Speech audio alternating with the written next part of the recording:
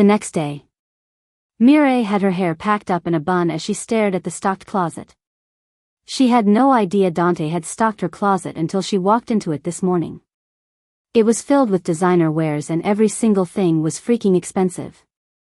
Mireille wondered how much he had spent on stocking this huge closet up. Whatever amount he spent on this. I doubt I can earn it in 3 years if I take the jobs I am being offered. Mireille had browsed through the net the previous night and just like before, every well-to-do company had rejected her application and the only ones that had accepted her were a few cafes she had applied to in her desperate moments. She sighed, shaking her head and finally picked a black fluffy top and blue boyfriend-fit jeans. She returned to the room and decided to call James and know how he was doing. James picked up almost instantly. I was just going to call you, he said as soon as he picked the call, and Mireille chuckled. I beat you to it. So, are you comfortable there? James asked. Fairly well, but if I knew it was Dante, I definitely would not have packed my things, he replied. Dante is reliable and he is going to treat you well, but I suppose you still remember how he was back in high school. He is still a bit of a playboy and I don't want you falling for him or anything, James added. I do not have to remind you how much I dislike Dante, right? He is too wild, too annoying, and I don't like someone who goes around fucking different women just because he can. I hate him and you know that very well, so you do not have to worry about me falling for him. It will never ever happen. Great. Let me hear you say you hate him once more. I hate Dante Romano, she did as he said, and she could feel James grinning on the other side of the phone. Hate is a strong word there, princess. Dante walked into the room just at the moment. James ended the call suddenly without even a goodbye. Mireille dropped the phone. I said what I said, Mireille replied before her attention was pulled to his looks. He looked stunning just like every other day. He stood by the door, tall and definitely proud, his broad shoulders emphasizing his masculine frame. His suit was a perfect one and it hugged his body in all the right places. His tie was neatly knotted, with just the right length, and his dress shirt was crisp and white, accentuating the gray color of his eyes. His hair was styled impeccably, with just the right amount of product to hold it in place. Continue staring, princess. Dante spread his arms with a small shrug. I was not staring, Mireille lied. You always tell the most obvious lies. Dante shook his head, walking towards her. Where are you going to? Mireille asked him. To work. You do not think all of my money appeared by magic, do you? Or don't you want me to leave? Dante asked as his tall, masculine figure stopped right in front of her. Mireille could breathe in his manly cologne and it seemed like it was cooing her to close her eyes. I could stay back if you don't want me to leave today.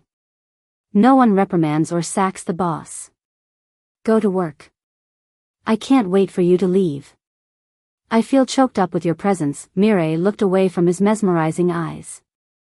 Dante smiled, a small upwards curve of his lips as he pulled away from her. You are the only woman I know who would dare to say she hates me, and maybe that is because. He reached his hand to her face and made her look at him. What are you doing? Mireille could not be gladder that she did not stutter. Her toes were curling as his eyes stared right into hers, seemingly searching for something she was sure she did not have to give to him. Maybe that is because I have never fucked you. He grinned at her and watched her cheeks redden and her eyes widen with surprise at his choice of words. Dante was satisfied, getting the reaction he wanted from her. This was what he had suddenly wanted to see before going off to work. What the heck are you saying? Mireille meant to yell those words and she could not explain how her voice had come out as soft and thin. Maybe all you need to send all of that hatred out of your heart is a good fuck. Your dumb boyfriend is unable to satisfy you, right? He winked at her and Mireille shoved him away with all the strength she had in her. What the hell are you saying? Is this what James asked you to do with me? To flirt with me all day? She asked. I was just joking around with you, and yes, I love flirting around, but you don't have to worry, princess. I don't have sex with good girls. I prefer my women wild and experienced. Mireille was about to say something but she held back and just glared at him. Your jokes were definitely not funny. Let's make this clear now. What do you see me as? Mireille asked him, but Dante gave no response to her. His eyes just roamed her body. I am not one of your women. I know that. I am supposed to be like a sister to you, right? And you definitely won't tell such jokes to your sister, if you had one, right? She asked. You are not my sister and you are not supposed to be one to me. Mireille's face went blank. Then what am I supposed to be to you? Dante's looks grew serious. Less than a woman, but definitely not a sister. Mireille could not tell why she felt a bit hurt that he saw her as less than a woman.